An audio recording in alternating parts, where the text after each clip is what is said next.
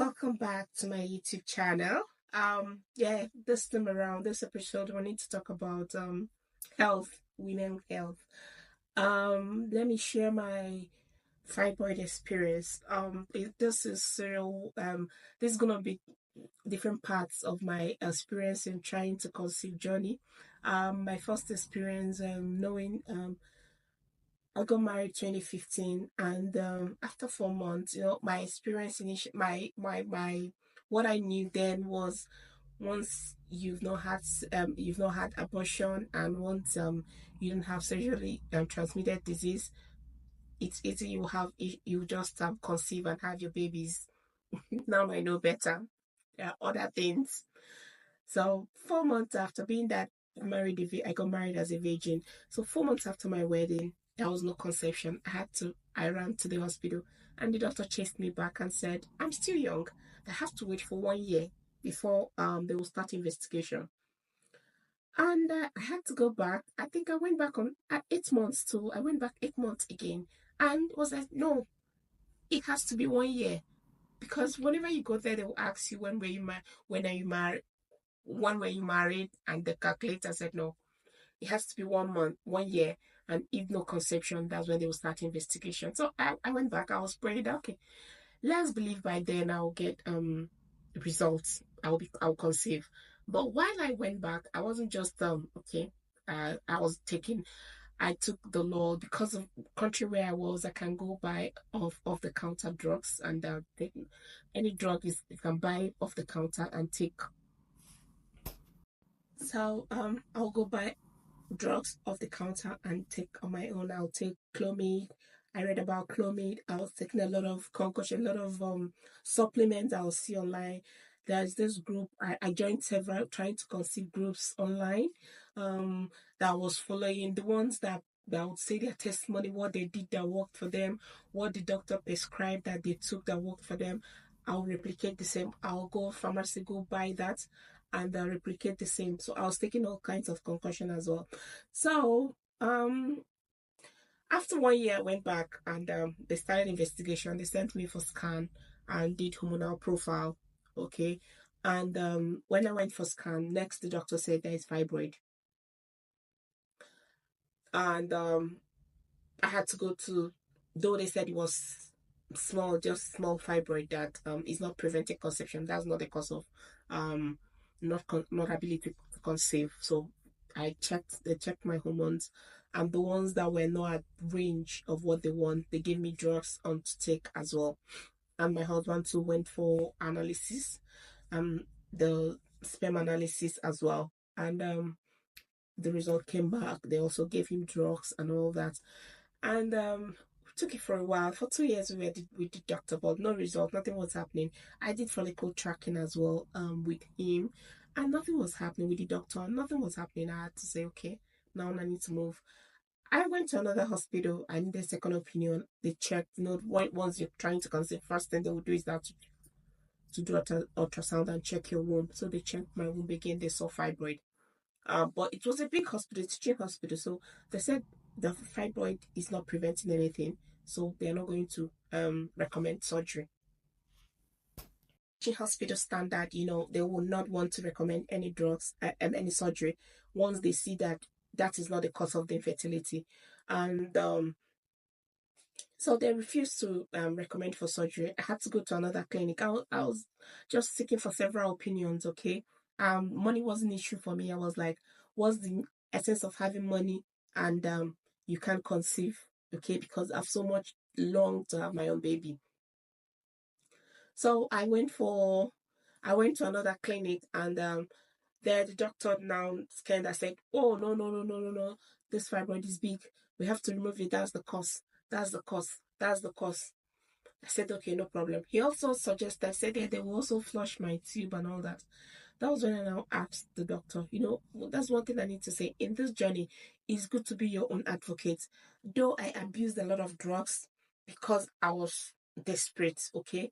I abused a lot of drugs, but I was also trying to read to understand why I wasn't able to conceive, and the things that can be done.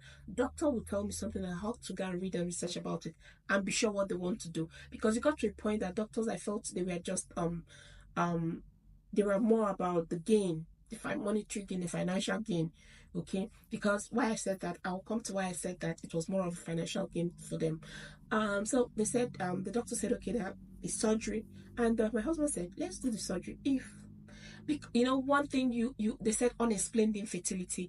You've been trying for you to find. You just I was also praying. Let there be something that they will say, this is what is causing it. So you know that, okay, you're trying to resolve something. Once you cure this, or you let this go, then you can be able to conceive. But that wasn't forthcoming. So when we hear a small yes, okay, yeah, there is fibroid. Let's take this is the cause of it. So the doctor said, there's fibroid, we have to do surgery. And my husband were like, oh, immediately we saw, oh, this person has already admitted this is the cause of it. We agreed with the person, the desperate couples. So we went for the surgery. And after the surgery, I cried out through. I thought I'm going to pass away from the surgery. My first surgery, I've never done such a thing before. And I heard stories of people that their wombs were taken out and their ovaries were taken out during surgery, fibroid surgery. So I was just I was just so sober, thinking I was thinking of the worst, okay, while also praying for the best. But finally, it was successful. So I went back, and doctor asked us to go wait till we heal for like 3 months. So after 3 months, we started trying again. And the 6th month, nothing was happening. But I wasn't just not trying at all. What I did, I went back, I started still taking Clomid on my own. Because I can't feel, I couldn't have it that money was just, I can just stay, I'm just wasting time, and nothing. I should just be trying. And I feel that you say it's only a foolish man that tries, that repeats the same thing, and same thing, and expects different results. So I was like, there should be something. We should trial and error, try. So that was what I was doing. Foolish, foolish me. That was what I was doing out of desperation. And when after the 6 months, I started to do follicle tracking on my own. So when I was taking Clomid to do follicle tracking, and when I went for the scan, the technician now scanned and said, "Oh, there is a cyst, and it's very big." I now asked him, "What can I do? How can I resolve this?" So the doctor said, "There is cyst." The technician not saw the cyst. I was like, could it be that the doctor didn't remove the cyst when the doctor did myomectomy on me? And I went back to the doctor and showed the results. And the doctor called my file and said, okay, this was the report after the surgery, that my ovaries were clear, that my womb were clear, there was no fibroid, and there was no cyst as of the time I had my fibroid. So I had to, and I asked him, what's the way forward? The doctor now said that we have to do another surgery. I said, no way. I told but with that, I now had to go back. I told my husband, and my husband said, no way, no way. It was at that point that I got to know that the doctor is just more about doing surgery and getting money off me. Because there was a point the doctor asked that needs to also there was a term he called it, cleaning my womb, not hydrotubation. It was kind of a minor surgery where he has to clean the womb, clean the fallopian tubes and all that. I know about hydrotubation, I know about HSSG, okay. But for the part of you have to minor surgery to clean my fallopian tubes, and I told the doctor, but my tubes are okay. They said from the HSG results, the tubes are patent. So why would you want to go? Why would you want to alter something that is fine?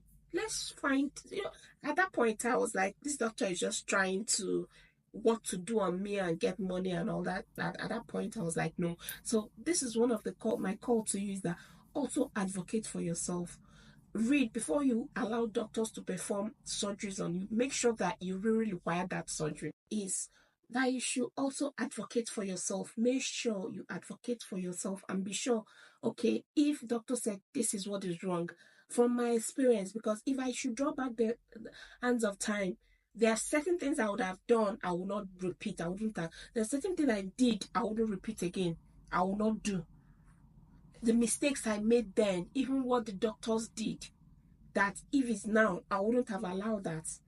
So what I'm actually advocate for yourself.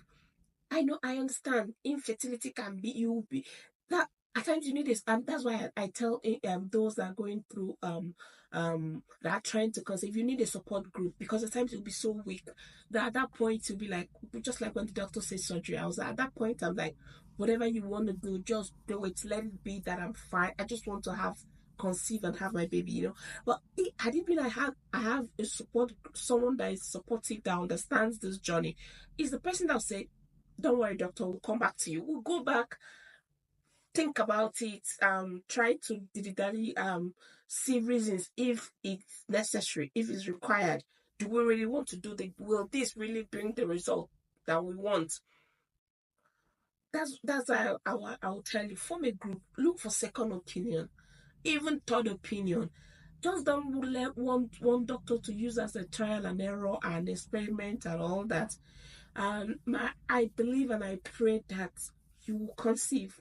And if you're not the one that is, but whoever that is close to you that is trying to conceive, that you want to listen to this video and to use it and encourage the person, I pray that the person, God will give the doctors the idea, will give you insight on what is needed for the person to conceive, and the doctor will administer it in Jesus' name.